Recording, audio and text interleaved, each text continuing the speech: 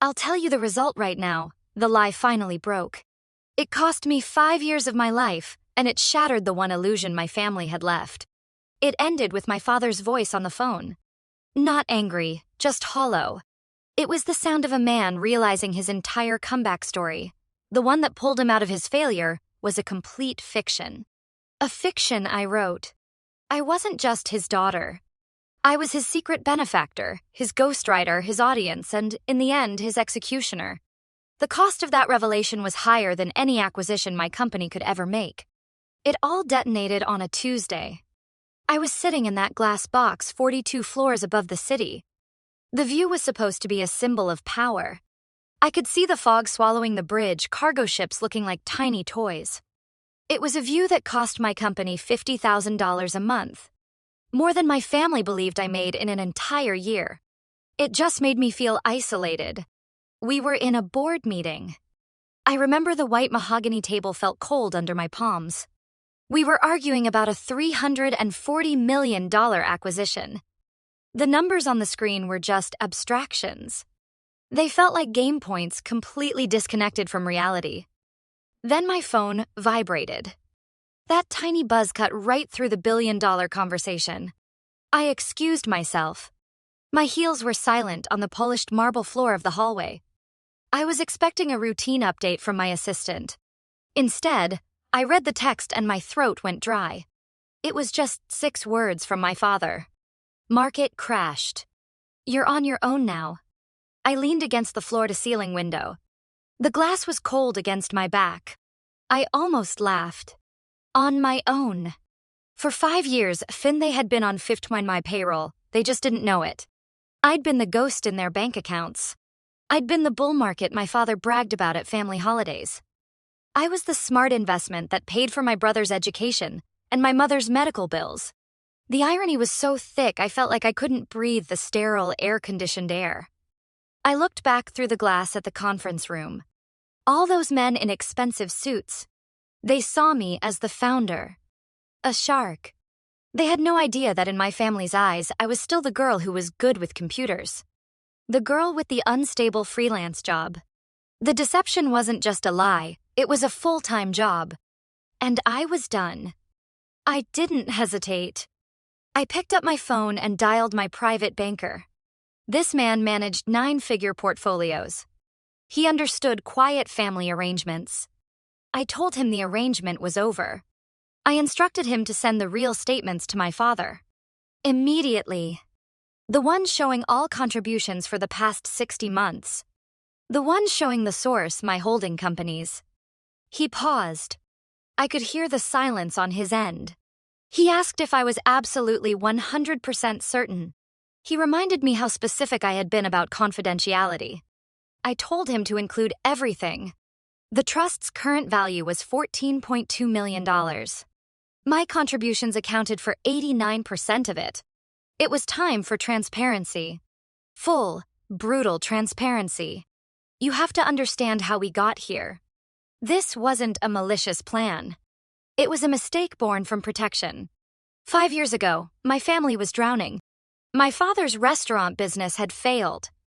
It didn't just cost him money, it cost him his identity. He was a broken man. At the same time, my mother was sick. The bills were astronomical. My brother needed tuition for his MBA. And I was secretly building my company. I had just landed our first massive contract, a $12 million deal with Netflix. I couldn't share the news. Why? Because I knew that look. The look of dismissal I'd gotten my whole life. The "that's nice, dear" attitude. They saw me as the hobbyist, the programmer, not the founder. My father, in particular, needed to be the provider again. His ego was shattered. So I gave him a stage. I created a complex web of shell companies. I rebuilt the family trust he thought was long gone. I fed money into it through intermediaries, making it look like the returns from his own brilliant market decisions. I let him believe Suvdeen was the financial genius staging a miraculous recovery. It was the ultimate trap. I was succeeding too fast and their pride was too fragile. I chose to manage their feelings instead of telling them the truth. That was my critical error. Maintaining this lie was exhausting. It was a constant, splitting headache. I lived in a 3,000 square foot penthouse they thought was a small apartment. I drove a 5-year-old Honda to family dinners. I listened to my father lecture me about 401 KS and saving money. All while my company was clearing 9-figure valuations and employing over 1,200 people. I'd sit in meetings worth billions, my stomach in knots, because I'd just transferred another $50,000 to cover market gains my father thought he'd made. Then my brother called. He was at Wharton, an education funded entirely by me, though he thought it was family money. His voice was anxious. He'd seen our father's text. He was freaking out. He worried about his tuition. He asked me how I could be so calm. I had to bite my tongue. My calmness wasn't peace. It was the absolute crushing weight of knowing I held all the cards. I just told him things work out. He didn't understand. He told me our father's pride was on the line. He said our father had been so proud of rebuilding that trust after the bankruptcy. I knew. I was the one who had inflated that pride. I was the one signing the checks that funded his confidence. An hour later, the bank documents had landed. My phone rang. It was my father. His voice was just a whisper. He sounded confused, shaky. He didn't understand the paperwork. He asked me to explain the statements. Why did they show my name? Why did they show my corporation's name as the primary contributor? I stood up. I walked to the window. I looked down at the city lights starting to turn on. I just said it. Because it was my money. All of it. For 5 years. The silence on the phone was heavier than any board meeting. He said it was impossible. He said I was a freelance programmer. He said I worked from home. That is when I had to dismantle his reality, piece by piece. I told him I wasn't a freelance programmer. I hadn't been for 5 years. I told him I was the CEO and founder of my company. I told him about the employees. The offices in San Francisco, Austin, and London. I told him our clients included most of the Fortune 100. Then I told him the valuation. $8.2 billion. I could hear his breath catch. He thought it was a joke. A cruel, elaborate joke to make him feel better about losing the trust. I had to explain, he never lost the trust. There was no crash affecting our accounts. He had just panicked at a standard market volatility alert. The money was still there. Plus the $400,000 I had contributed last month. I heard him shuffling papers. He was reading the breakdowns. He saw the wire transfers from my holdings LLC. He asked if I owned it. I told him it was one of my investment entities. I told him I had funded his investment success from the very beginning. My mother got on the line. Then my brother. Their voices were a mix of confusion, shock, and hurt. The hurt wasn't about the money.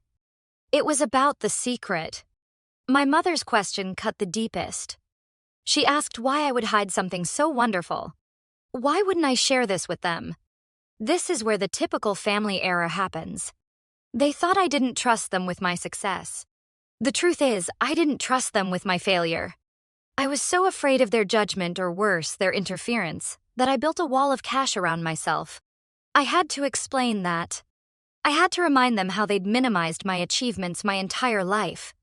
When I graduated from Stanford with honors, my father said it was nice but not practical. When I got my first big contract, they said it sounded unreliable. So I stopped sharing. My brother argued. He said they would have been proud. I had to ask him, would you have been proud? Or would you have tried to manage my business? Questioned my strategies. Treated me like a child who needed guidance. The phone went quiet. They knew it was true. My father finally spoke. His voice was thick. He said he felt like a fraud. That he had been taking credit for my generosity. I told him he wasn't a fraud. He was a father trying to protect his family. He just didn't realize that one of his children had already solved the problem. So here is the lesson. I'm handing this to you so you don't make my mistake. Protecting people's feelings by lying is just a delayed explosion. You think you're being kind, but you're actually stealing their reality. You're building a debt that 20 will come due. You're treating them like children, and you're turning yourself into a lonely martyr. And here's the biggest warning sign, the one I ignored for 5 years. If you find yourself hiding your good news, if you're celebrating your biggest wins alone in an office, you are in a trap. It doesn't matter if it is family or a relationship. That secrecy is the first symptom of a dynamic that is already broken. People who truly support you don't make you feel small for your wins. They don't force you to lie to protect their egos. I spent 5 years building a company that revolutionized an industry. I also spent 5 years lying to the people I loved most. The IPO happened 3 months later. I stood on the trading floor of the NASDAQ. My family was there. My father, in a new suit I'd bought him, was crying. He finally saw me. Not the hobbyist. That night, he raised a glass. He toasted me for teaching him that people are capable of things you never imagined. The trust fund was never gone. It was just waiting to reveal its true source. The truth was expensive. It cost me 5 years of honesty. But it was real. And in the end, that was worth more than any valuation. Don't make my mistake. Don't let your success become your loneliest secret.